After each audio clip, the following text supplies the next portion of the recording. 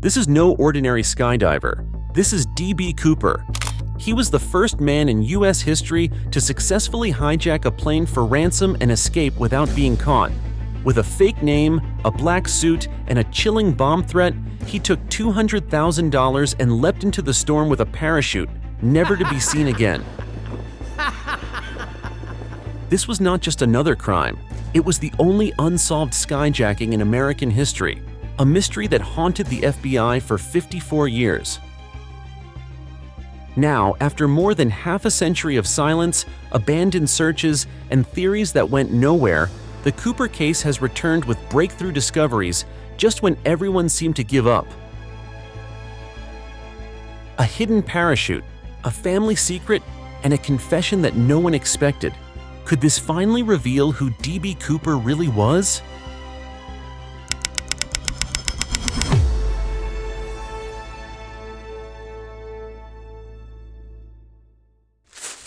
On November 24, 1971, the night before Thanksgiving, a man in a black suit, white shirt, and dark sunglasses stepped onto Northwest Orient Flight 305 from Portland to Seattle. He carried nothing more than a briefcase and the calmness of a businessman, taking seat 18C without drawing attention. At first, nothing seemed unusual until he handed flight attendant Florence Schaffner a folded note and whispered, "Miss, you'd better look at that note. I have a bomb." When he cracked open the case, the sight of wires and red sticks convinced the crew that this was no empty threat. From that moment on, an ordinary flight turned into the stage for the most mysterious skyjacking in American history.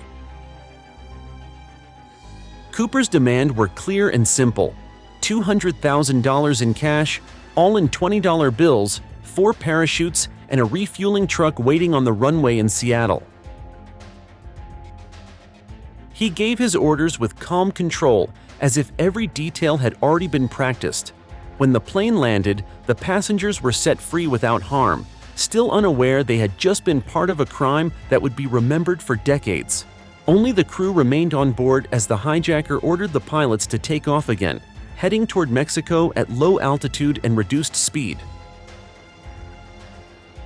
At 8:10 p.m., a warning light flashed in the cockpit, signaling that the rear stairs of the Boeing 727 had been lowered.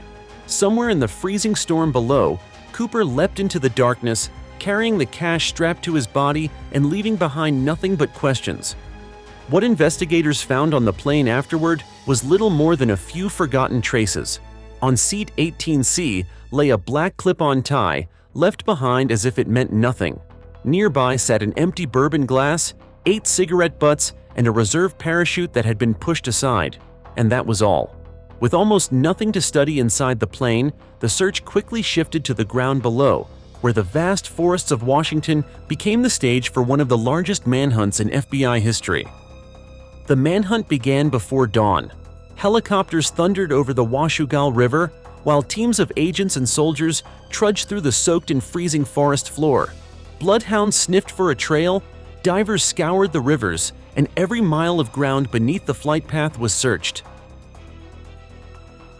The Boeing 727 had been tracked on radar the entire time, which meant investigators knew the likely zone where Cooper could have landed. Yet for weeks of relentless searching, not a single piece of fabric, not a parachute, not even a torn scrap of clothing was found. It was as if the storm itself had swallowed him whole. The FBI refused to give up. They interviewed loggers, farmers, hunters, and even fishermen along the Columbia River who might have seen something strange that night. Military experts were called in to study the winds, and maps were covered with red circles marking potential drop zones.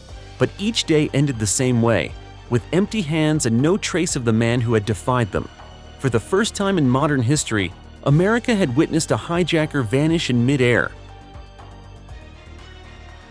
Meanwhile, the press turned Cooper into an overnight sensation. Newspaper sketches of his calm face and dark sunglasses appeared on front pages across the country. Reporters flocked to the story, and the public was captivated by the idea of a man who could outsmart both the airlines and the FBI. Then came the mistake that sealed his name into history. A local reporter misheard Dan Cooper and published it as D.B. Cooper. The error spread instantly, And from that moment on, the unknown hijacker became a legend. What started as a crime quickly grew into a cultural obsession. People speculated if he had died in the wilderness, if he had hidden the money, or if he was living quietly under a new identity. The FBI, humiliated by their failure, doubled their efforts, but every lead collapsed. Cooper had stepped out of the plane and into American folklore, leaving only silence in his place. Was this the work of flawless skill, or a plan so daring that even his disappearance became untouchable? For years after the hijacking, the FBI poured its energy into chasing endless leads, yet every path seemed to fade into dead ends. More than 1,000 suspects were investigated, ex-soldiers who knew how to parachute, criminals who fit the profile, even men who looked only vaguely like the sketch. Some people even came forward claiming to be Cooper just for attention, and one man on his deathbed insisted he had been the hijacker. But no fingerprints matched, no DNA could be tied, and no confession ever held up. How could a man jump into a storm, vanish in plain sight, and leave the nation's top investigators chasing shadows for decades? Then, nearly 9 years later, the mystery took an unexpected turn. In February 1980, an 8-year-old boy named Brian Ingram was digging along the Columbia River when he uncovered 3 bundles of $20 bills.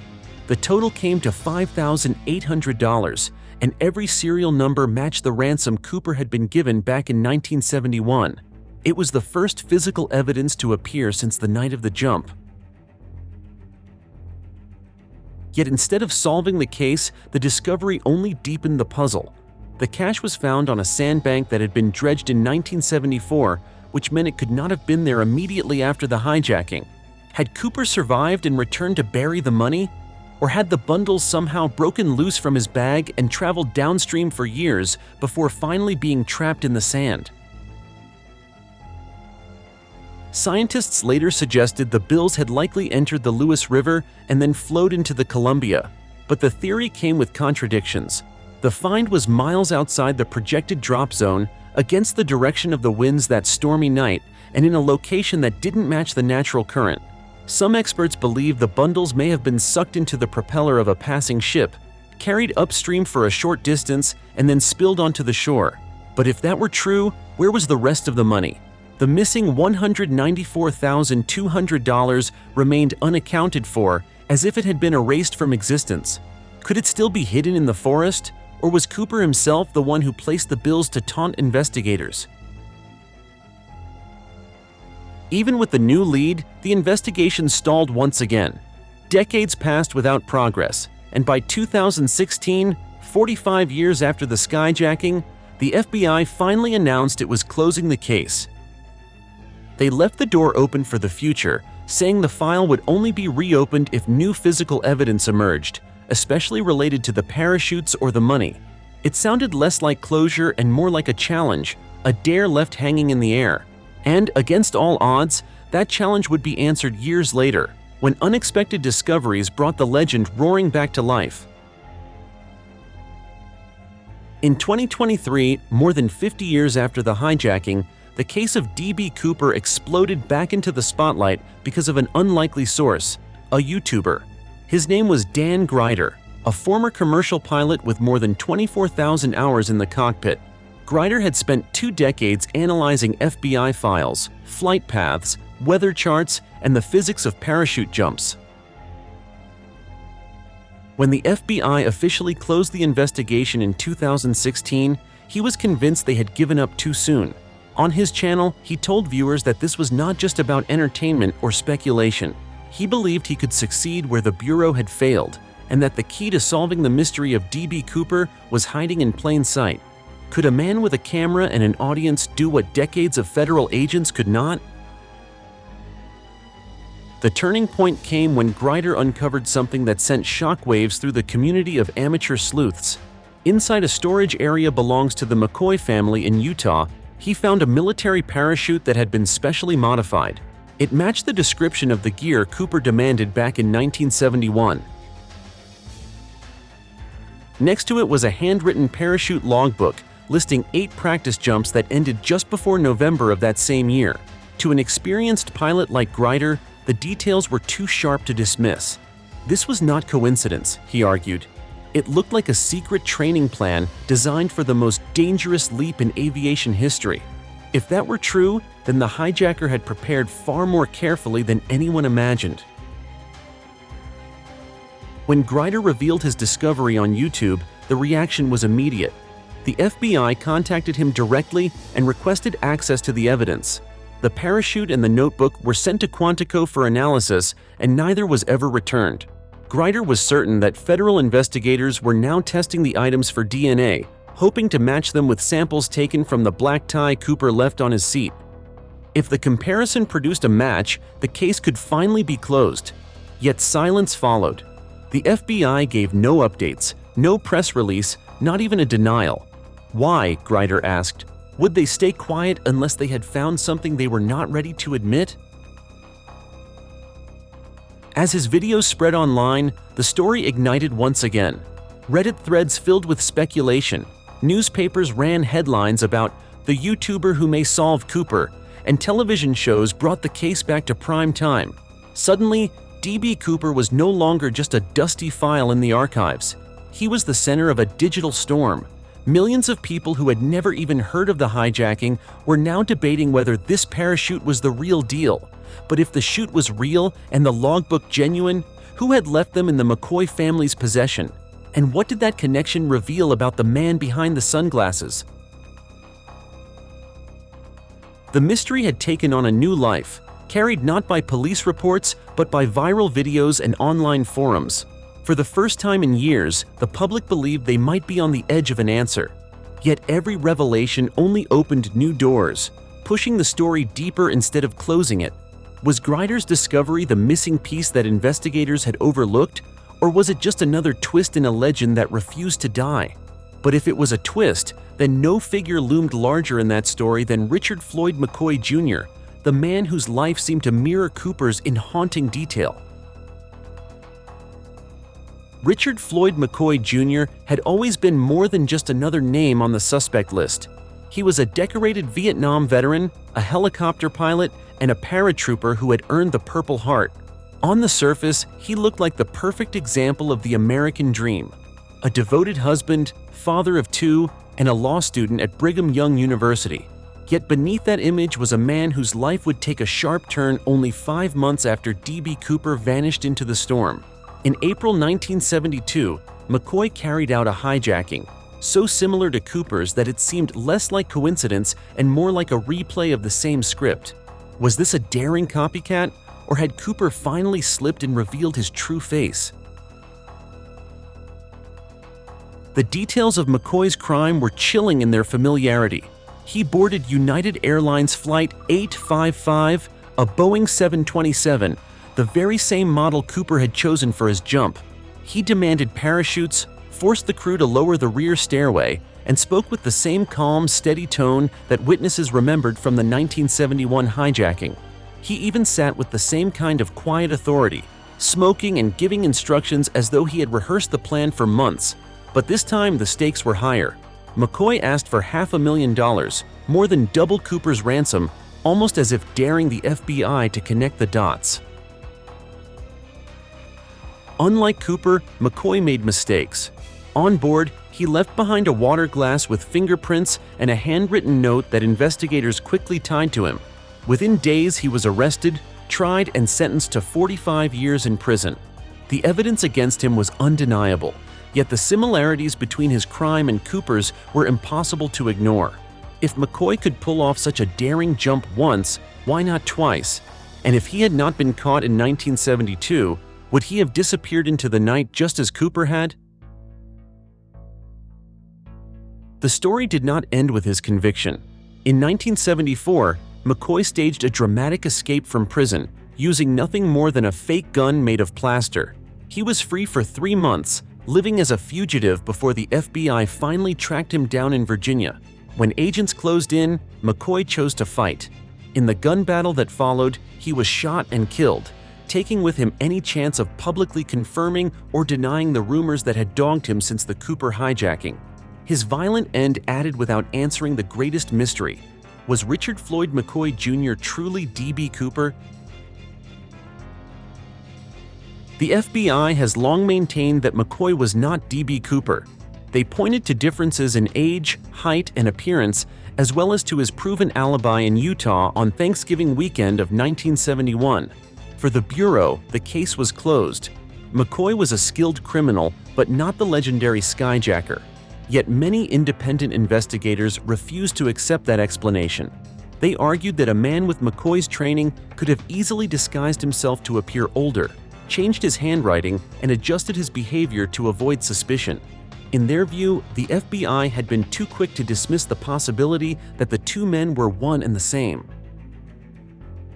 What makes the theory so hard to shake is the sheer number of similarities. Both men used the Boeing 727 for its unique rear stairs. Both demanded parachutes and handled the crew with unnerving calm. Both showed knowledge of flight operations that suggested military or aviation experience. And both seemed willing to risk everything for a leap into the unknown. For many, the only real difference between them was that McCoy was caught while Cooper was not. So the question remains, was Richard Floyd McCoy Jr. a bold imitator who tried to relive Cooper's glory, or was he the original hijacker who had returned for a second act? If the latter were true, then the FBI may have held the key to solving the mystery all along, only to let it slip through their fingers. And if McCoy was indeed Cooper, then what other clues might still be hidden in the shadows of his life, waiting to be uncovered? For decades, Karen McCoy lived under a shadow she never fully escaped. She was Richard McCoy's wife, the woman some investigators believed had quietly helped him prepare for the 1972 hijacking. Rumors swirled that she packed supplies, helped plan logistics, and may have known more than she ever admitted. Though never charged, Karen carried those suspicions for the rest of her life, choosing silence over any public defense. And when she passed away, along with Richard's mother, the family left behind items that would reignite the mystery: an altered military parachute and a notebook filled with skydiving practice jumps. Their presence inside the McCoy home was no coincidence. They looked less like souvenirs and more like secrets preserved in plain sight. For the McCoy children, Shantae and Richard III, that silence became their inheritance. They grew up inside a house where the walls carried questions nobody dared to answer. Reporters came knocking, neighbors whispered, and investigators kept circling back, yet the children always turned away. They refused interviews, avoided the press, and built lives that seemed designed to distance themselves from the shadow of D.B. Cooper. Aviation YouTuber Dan Grider described their world as a prison without walls, a life shaped not by bars, but by the heavy truth that could never be spoken aloud. And in that silence, many wondered, was there already an unspoken confession? The turning point came only after Karen's death, when the weight of secrecy seemed too much to carry forward. For the first time, the McCoy children broke their silence. Rick III admitted what they had long feared, but could no longer deny. "We never wanted to believe it," he said, "but the more we looked at everything, it's all there. He was Cooper. He had to be." These words cut through 50 years of rumor and speculation like no piece of physical evidence ever could. It was not just a statement, it was an inheritance, turned into confession. The revelation cast the entire Cooper case in a new light. If the McCoy family itself believed Richard was Cooper, then how could the public ignore it? How could the FBI dismiss it? A man's secret life had bled into his family's identity, shaping their silence, their struggles, and now their truth. The case was no longer just a criminal mystery. It was a family tragedy passed down through generations, where a father's daring act became his children's lifelong burden. And yet, with every confession comes another question. If the McCoy family knew, then what exactly did the FBI know? And why did they insist for decades that McCoy was not Cooper? Were they blinded by the details, or were they protecting something larger than the man himself? When the McCoy children finally spoke, and when Dan Grider presented his discoveries, many believed the riddle of D.B. Cooper had been solved at last. For decades, speculation circled in endless loops, but now the confession of a family combined with physical evidence seemed to draw a straight line back to Richard McCoy. Major outlets like The Guardian and The Independent reported the story, and online forums exploded with heated debates. For the first time in half a century, people felt the mystery was cracking open. And yet, the FBI stayed silent, leaving the case hanging in limbo. Was their silence a sign of careful science, waiting for proof beyond doubt, or a refusal to admit a mistake that had lasted for decades? Forensic experts agree on one crucial point. Only DNA can close this case once and for all. The black clip-on tie left behind on seat 18C still holds fragments of genetic material, damaged by time but not entirely gone. Scientists know that even partial DNA can be compared with the profiles of McCoy's surviving children. A confirmed match would deliver the first definitive answer in over 50 years, closing the door on speculation and placing Cooper's identity firmly in history. But if the results do not align, then the entire narrative built on parachutes, notebooks, and confessions would collapse, sending investigators back to where they started in 1971. The FBI's silence has left the public restless. People ask why such a straightforward test has not been made public, especially when technology today can do in hours what was impossible in the 1970s. Some believe the Bureau is carefully protecting the chain of evidence, ensuring nothing is rushed. Others whisper that admitting McCoy was Cooper would mean the FBI had missed the solution decades ago, and that kind of failure is hard to acknowledge. Either way, silence has fueled suspicion more than certainty. Meanwhile, the debate has taken on a life of its own. Independent researchers dig through old flight maps and weather reports, convinced they can solve what official agencies could not. Online communities dissect every new claim, demanding answers that remain just out of reach. The tension between confession and science, between public belief and official silence, has become the real heart of the mystery today. So we are left waiting, watching an investigation that feels both open and closed at the same time. The world is standing by for a test that could settle everything in a single report, but has instead dragged on for decades. Will the FBI finally deliver an answer that can withstand history? Or will the Cooper case remain forever suspended, an unfinished story that ends not with clarity, but with silence? The story of D.B. Cooper is no longer just about a hijacker who vanished. It has become a reflection of how mysteries can outlive facts. His leap from the Boeing 727 was more than a daring escape. It marked the moment when a single man challenged the authority of the skies and forced America to confront its own fears about control and chaos. Cooper's crime left no victims and no clear ending, which is perhaps why it grew into something far greater than a solved case, a story without closure.